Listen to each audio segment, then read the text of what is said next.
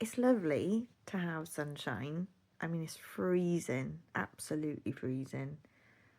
And I'm always, at the moment, I am always in some kind of a dressing gown. I'm not always like lazy, I'm just always in a dressing gown because it's so cold.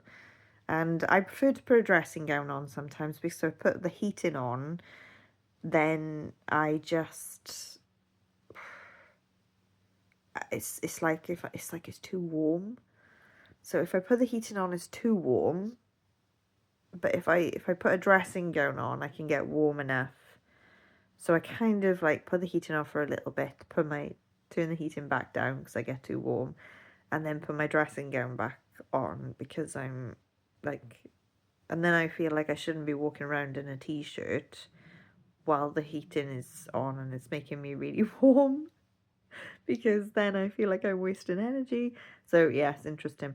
Anyway, what I was going to talk about is it's the middle of winter. I really, really, really want to see sunshine, but I cannot take that sun shining in my face. And I feel terrible every time I do this in the middle of winter because you hardly ever see the sunshine, right? And I bet people think I'm absolutely crazy. I have to go over to this. I have to go over to here. Oh, God. Oh. And I just have to close the curtain. And I feel like, why would you want to do that in the middle of winter when it's the only time you see sunshine? But we tend to have like a lot of sunshine coming through our window there. And look at that. I've had to close it because it gets so bright. It's like direct sunlight. And I just can't do it.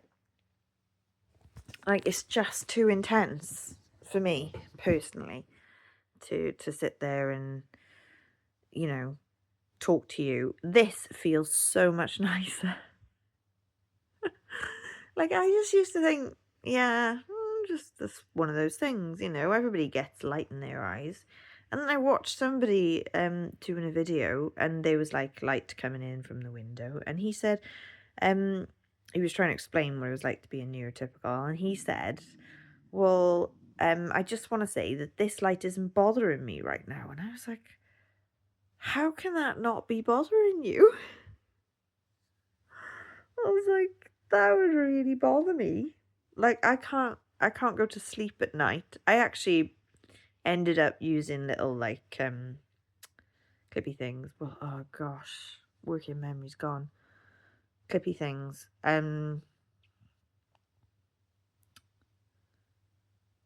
You hang clothes with them. You're probably gonna know what they are. Clothes pegs. They're not called that. For some reason, I don't think they're called that nowadays. Anyway, clothes pegs. I actually put one of those onto my onto my curtains in the bedroom, because if I get the tiniest slither of light coming through in the morning, I just can't stand it. I can't stand it. See, this is why the word sensory clicked. This is the first time I ever heard about autism, and it was like sensory issues. And I was like, wow, I have a ton of them. I have a ton of them. And I hide them when I'm out and about. As best I can. But at home, I change my environment. So